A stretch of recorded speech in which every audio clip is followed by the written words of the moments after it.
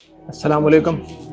इस वक्त हम एक घर में मौजूद हैं। ये इनके घर की हालत दिखाएं। ये बिश्नोई के अंदर घर है और इनसे आप देखें, मैंने अभी सवाल किया इनसे कि आपको किस चीज़ की सबसे ज़्यादा ज़रूरत है, तो ये कह रहे हैं कि हमें राशन की ज़रूरत नहीं है। राशन बहुत सारे लोग लेकर आ रहे हैं। इनको इस वक्त नकद पैसों की ज़रूरत है या घर का सामान, घर रिपेयर करने के लिए सामान की ज़रूरत है। This is all what they want right now to rebuild their houses. ये देखें, इनके घरों की हालत देखें।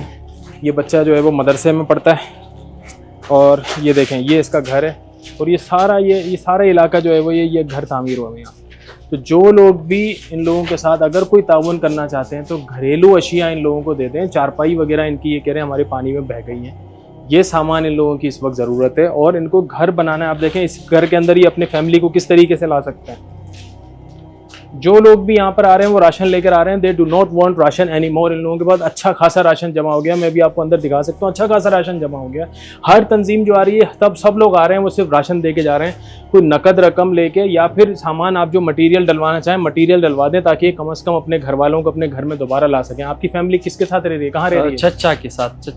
चचा के घर पे इन्होंने अपनी फैमिली को जो है वो शिफ्ट कर दिया है। तो ये देखें जी, इस वक्त जो सबसे ज़्यादा ज़रूरत है वो ये कि इन लोगों के घरों की तामीर करवाई जा सके या फिर इनके जो है वो कमरों में रहने के लिए जो सामान नहीं है, चारपाइयाँ वगैरह सोने के लिए मौजूद नहीं है, घरेलू बर्तन वगैरह नहीं है, किसी के भी घर में यहाँ पे आपको नज़र नहीं आएगा। ये चीज़ों की सबसे ज़्यादा ज़रूरत है। जो लोग भी आ रहे हैं इस चीज़ के अंदर ताउन करना चाहिए आप लोगों को।